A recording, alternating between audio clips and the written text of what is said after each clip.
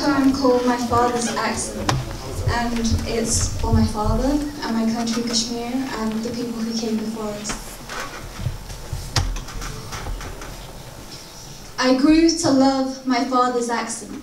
What some would dare to call fresh was indeed a breath of fresh air over the wounds that they named bizarre things like assimilation and transculturalization, because there was no fancy English that could ease the hurt like my father's words.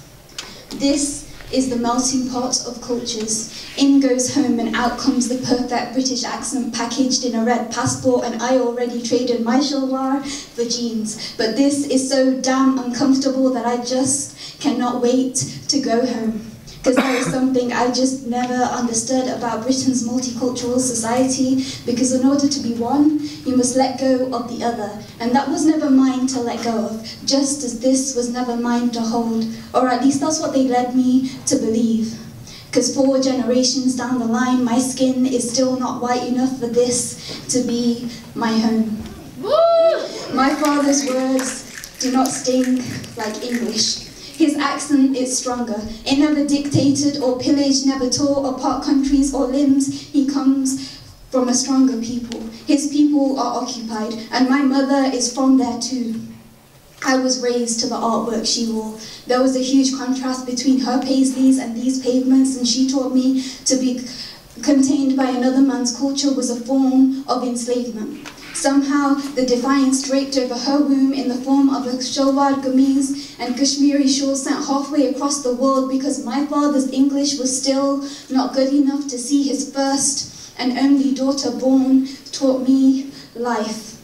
This is not my mother tongue. This is inherently unnatural. Mari maa Kashmiru hai. Unna ne pehle lafz अंग्रेजी विच नहीं सुनता. Unna ni maa 24 साल इस मुल्क च रही भी आज तक अंग्रेजी नहीं बोले. My mother is of Kashmir. Her first words were not English, and her mother, having spent 40 years in this country, is still adamant not to speak English. She can't afford that kind of permanence. I was raised on stories of return, and that hope is still alive in my father's eyes. One day there will be a country stable enough for him to put food on the table without risking his life in the landmines just meters from our home.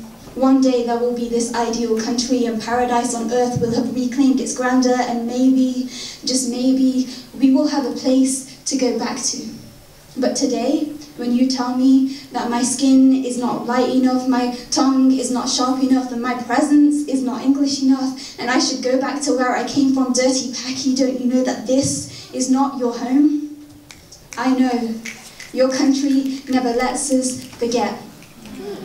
3 generations before us toiled and burnt in your silk mills. They were the machines of the Industrial Revolution, and my great-grandfather was left to rot in a Japanese prison cell for 5 years after serving this country in Burma.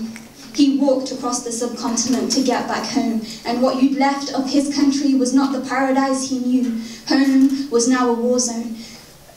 Our women had turned into warriors, and they called it something like a disputed territory under international law. And tell me, what the hell was that supposed to mean to him? What did he know of the Indo-Pak blanket, or that his home was now on the precipice of a nuclear war? He needed to leave. He needed to find something better. But you make me wonder if his incarceration ever ended, or if he's still serving your life sentence in a Japanese prison cell, because I believe he deserves better. I grew to love my father's accent. It taught me coexistence does not have to be compromised, and I don't have to whitewash my history for it to gain relevance, and our soil is already too crimson for us to tear away our roots too. आसानियाँ गलियाँ विच आज इतना खून बहना है जे मैं भी अपनी असलियत भूल जाऊँ फिर आसानी का रहना क्या रहसी